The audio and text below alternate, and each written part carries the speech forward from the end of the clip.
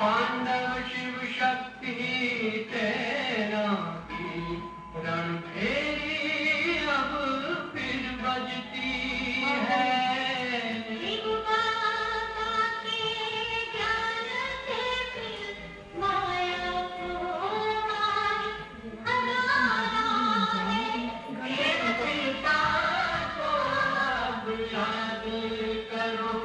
सतयुग में तुमको आना है, शिव पिता को अब याद करो, मुक्ति धाम तुम्हें जाना है। अपने कर्मों के बल पर ही सतयुग में अब तुम्हें आना है।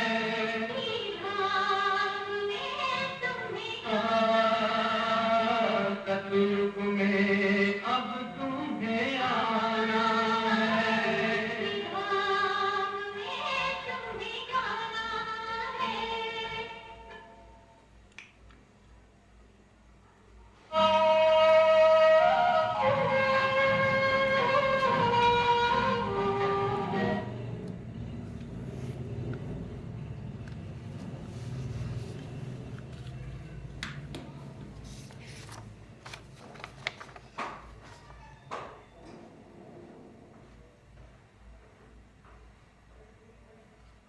ओम शांति।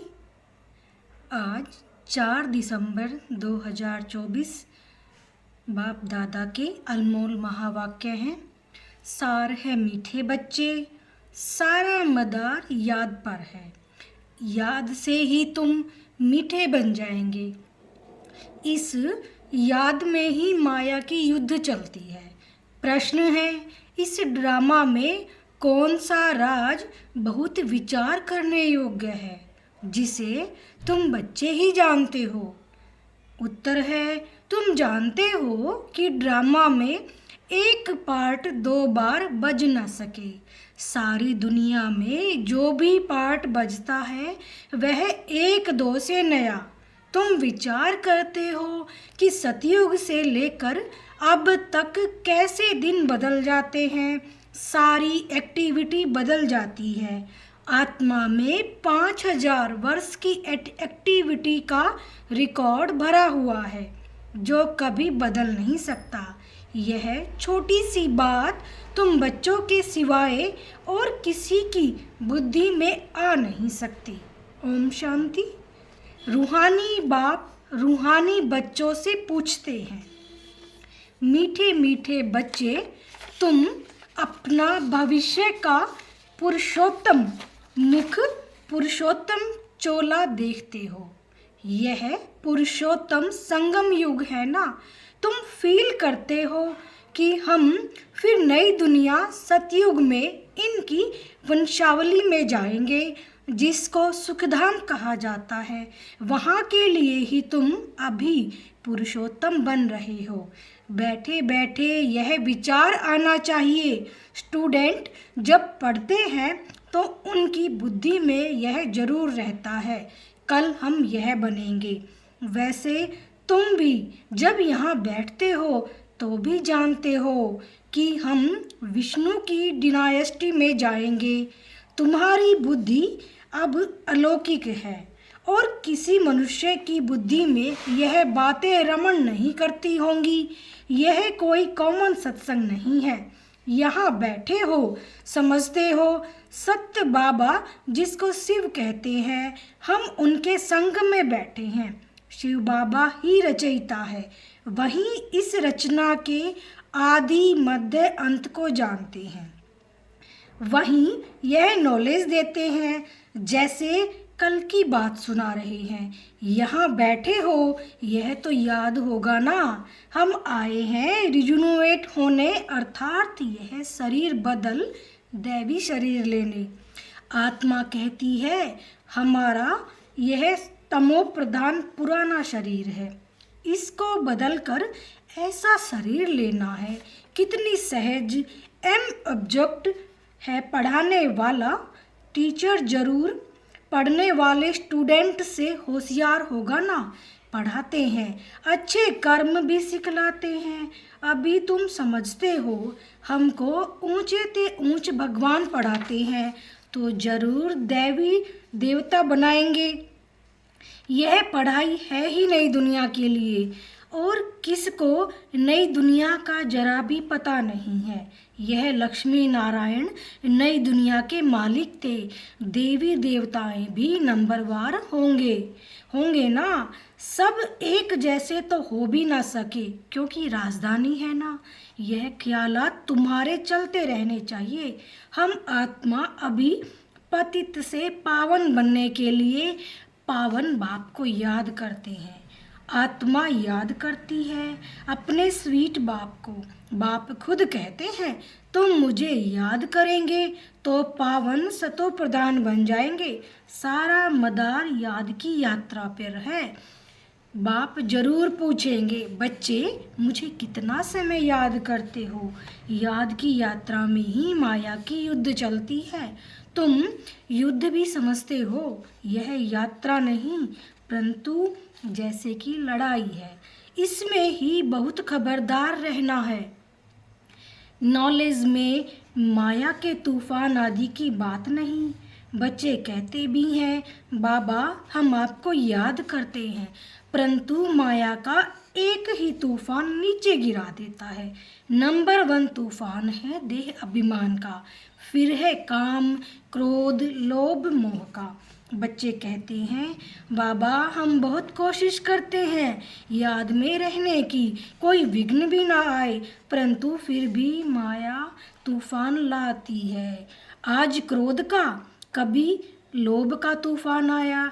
बाबा आज हमारी अवस्था बहुत अच्छी रही, कोई भी तूफान सारा दिन नहीं आया, बड़ी खुशी रही। बाप को बड़े प्यार से याद किया, स्नेह के आंसू भी आते रहते। बाप की याद से ही बहुत मीठे बन जाएंगे। यह भी समझते हैं हम माया से हार खाते खाते कहाँ तक आकर पहुँचे हैं। यह कोई समझते थोड़े ही हैं। मनुष्य तो लाखों वर्ष कह देते हैं या फिर परंपरा कह देते। तुम कहेंगे हम फिर से अभी मनुष्य से देवता बन रहे हैं। यह नॉलेज बाप ही आकर देते हैं। विचित्र बाप ही विचित्र नॉलेज देते हैं। विचित्र निराकार को कहा जाता है। निराकार कैसे यह नॉलेज देते हैं, यह बाप खुद समझाते हैं। मैं कैसे इस तन में आता हूँ, फिर भी मनुष्य मूंझते हैं क्या एक इसी तन में आएगा, परंतु ड्रामा में यही तन निमित्त बनता है, जरा भी चेंज हो नहीं सकती। यह बातें तुम ही समझकर और दूसरों को समझाते हो। आत्मा ही पढ़ती है, आत्मा ही सीखती सिखलाती है। आत्मा मोस्ट वैल्यूएबल है। आत्मा अविनाशी है, सिर्फ शरीर खत्म होता है। हम आत्माएं अपने परमपिता परमात्मा से रचता और रचना के आदि मध्य अंत के 84 जन्मों की नॉलेज ले रहे हैं। नॉलेज कौन लेते हैं, हम आत्मा। तुम आत्मा ने ही नॉलेजफुल बाप से मूल वतन सूक्ष्म वतन को जाना है। मनुष्य को पता ही नहीं है कि हमें अपने को आत्मा समझना है। मनुष्य तो अपने को शरीर समझ उल्टे लटक पड़े हैं। गायन है ना, आत्मा सत्यचित आनंद स्वरूप है। परमात्मा की सबसे जास्ती महिमा है। एक बाप की कितनी महिमा है, वहीं दुख हरता सुख करता है। मच्छर आदि की तो इतनी महिमा नहीं करेंगे कि वह दुख हरता सुख करता ज्ञान का सागर है। नहीं, यह बाप की महिमा है। तुम बच्चे भी मास्टर दुख हरता सुख करता हो। तुम बच्चों को भी यह नॉलेज नहीं थी जैसे बेबी बुद्धि थे। बच्चे में नॉलेज नहीं होती और कोई अवगुण भी नहीं होता है, इसलिए उसे महात्मा कहा जाता है क्योंकि पवित्र है। जितना छोटा बच्चा उतना नंबर 1 फूल है, बिल्कुल ही जैसे कर्मातीत अवस्था है। कर्म अकर्म विकर्म को कुछ भी नहीं जानते हैं, इसलिए वह फूल है। सबको कशिश करते हैं, जैसे एक बाप सभी को कशिश करते हैं। बाप आए ही हैं सभी को कशिश कर खुशबूदार फूल बनाने। कई तो कांटे के कांटे ही रह जाते हैं। 5 विकारों के वशीभूत होने वाले को कांटा कहा जाता है। नंबर 1 कांटा है देह अभिमान का, जिससे और कांटों का जन्म होता है। कांटों का जंगल बहुत दुख देता है। किस्म किस्म के कांटे जंगल में होते हैं ना, इसलिए इसको दुखधाम कहा जाता है। नई दुनिया में कांटे नहीं होते, इसलिए उसको सुखधाम कहा जाता है।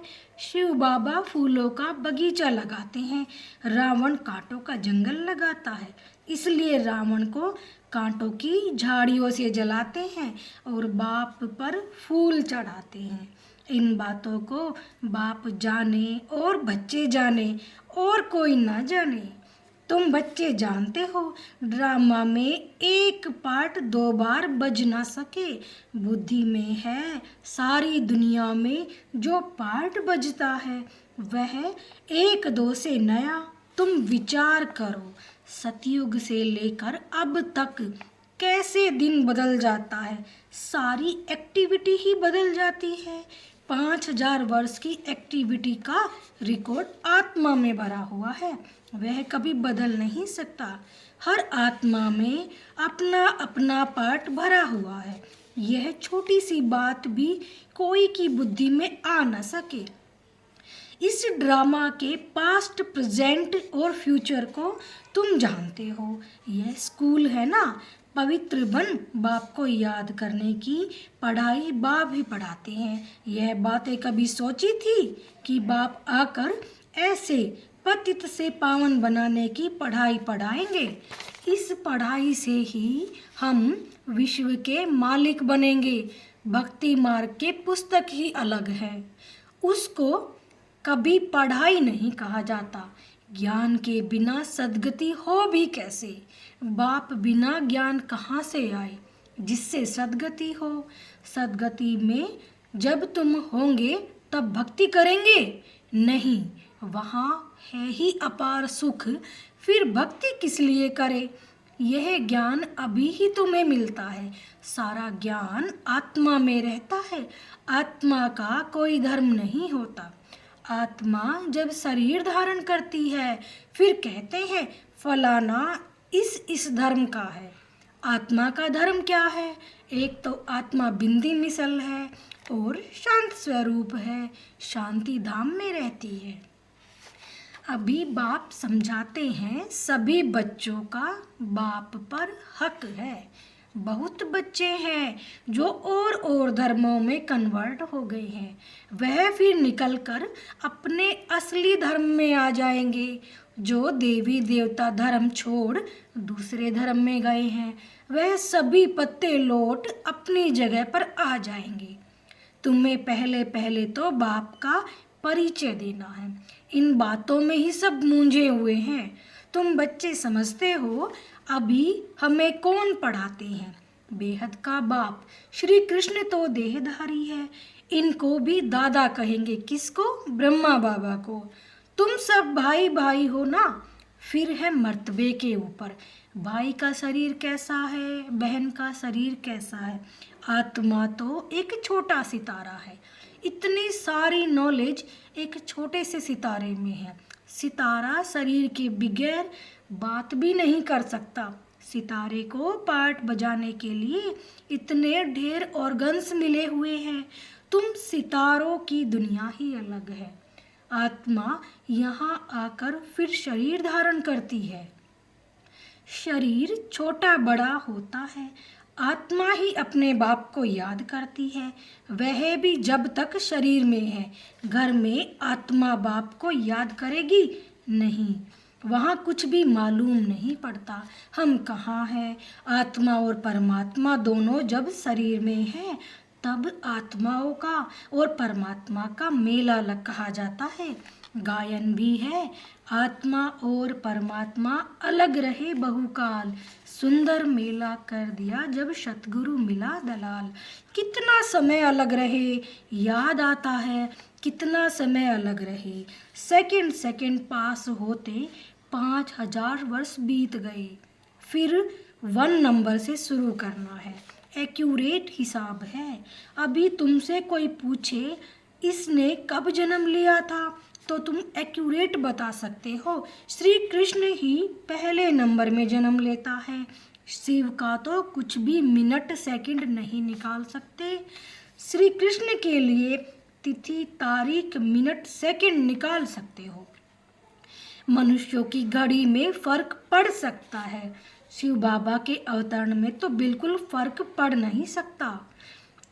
पता ही नहीं पड़ता कब आया, ऐसे भी नहीं साक्षात्कार हुआ तब आया, नहीं अंदाज लगा सकते हैं, मिनट सेकंड का हिसाब नहीं बता सकते।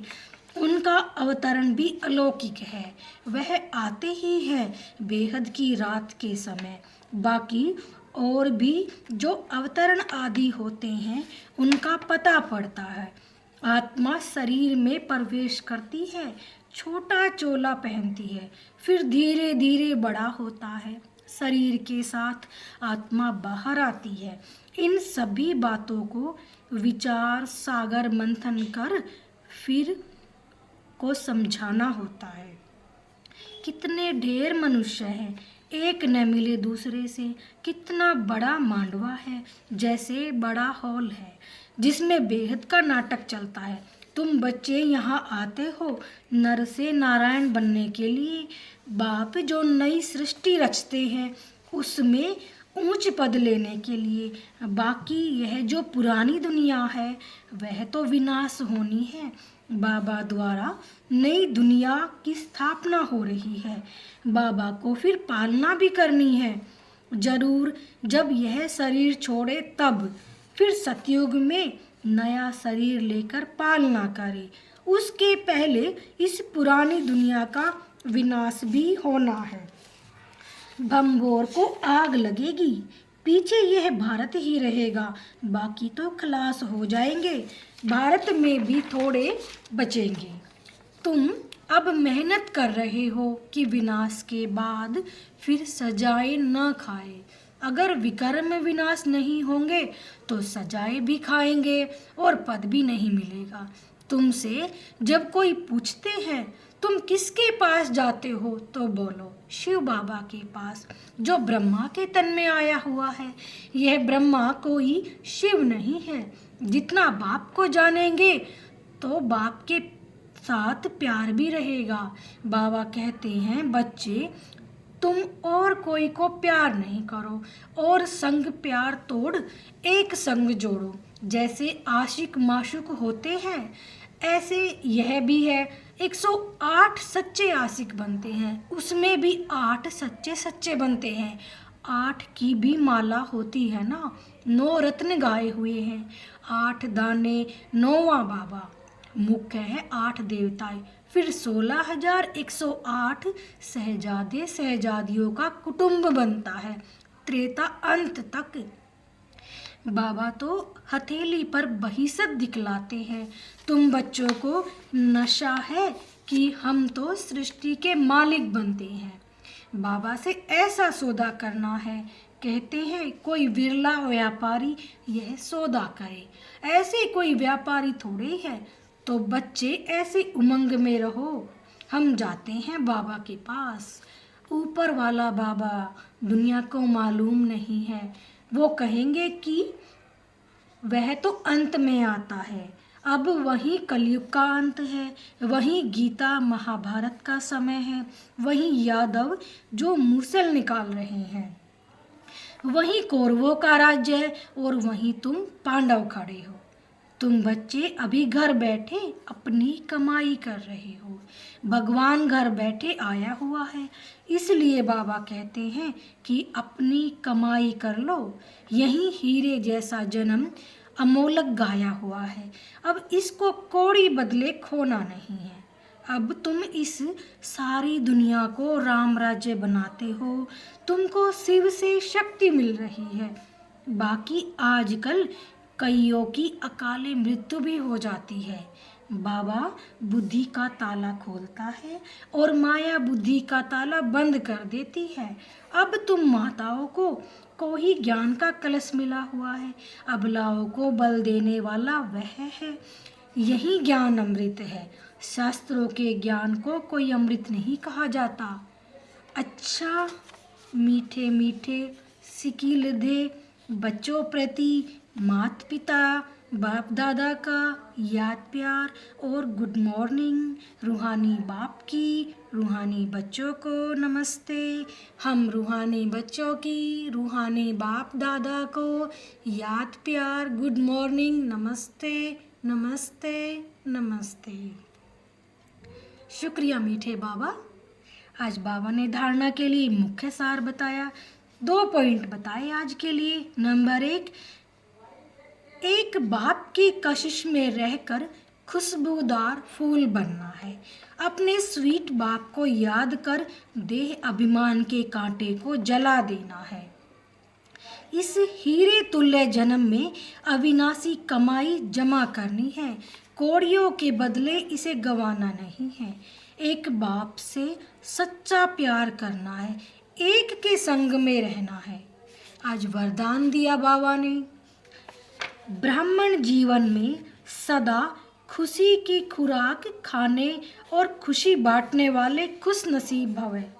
इस दुनिया में आप ब्राह्मणों जैसा खुश नसीब कोई हो नहीं सकता, क्योंकि इस जीवन में ही आप सबको बाप दादा का दिल तख्त मिलता है। सदा खुशी की खुराक खाते हो और खुशी बांटते हो। इस समय बेफिक्र बादशाह हो। ऐसी बेफिक्र जीवन सारे कल्प में और किसी भी युग में नहीं है। सतयुग में बेफिक्र होंगे, लेकिन वहाँ ज्ञान नहीं होगा। अभी आपको ज्ञान है, इसलिए दिल से निकलता है, मेरे जैसा खुशनसीब कोई नहीं है। वाह रे मैं खुशनसीब आत्मा, मेरे जैसा भाग्य किसी आत्मा का नहीं। स्लोगन है, संगम युग के स्वराज्य अधिकारी ही भविष्य के विश्व राज्य अधिकारी बनते हैं। ओम शांति।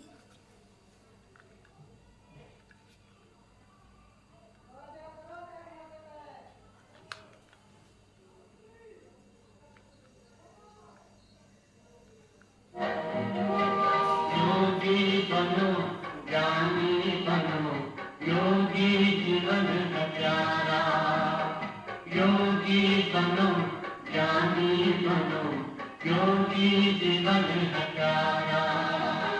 काम क्रोध मत लोभ मोह वश, आज सब मोहताज। योग लगा कर पाप मिटा ले, स्वर्ग सजा ले तू आज। काम क्रोध मत लोभ मोह वश, आज सब मोहताज। योग लगा कर पाप मिटा ले, स्वर्ग सजा ले तू आज। जन्म जन्म की प्यास बुझाने, पावन बन सरकार।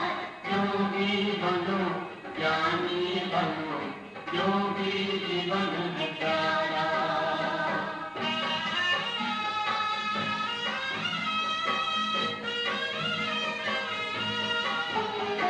संगम युग में परम पिता शिव कहते हैं राज। तू है एक अविनाशी आत्मा, सुन लो मेरी आवाज। संगम युग में परम पिता शिव कहते हैं राज। तू है एक अविनाशी आत्मा, सुन लो मेरी आवाज। सुख शांति और पावनता से भोले भर होगा। योगी बनो ज्ञानी बनो, योगी जीवन है प्यारा।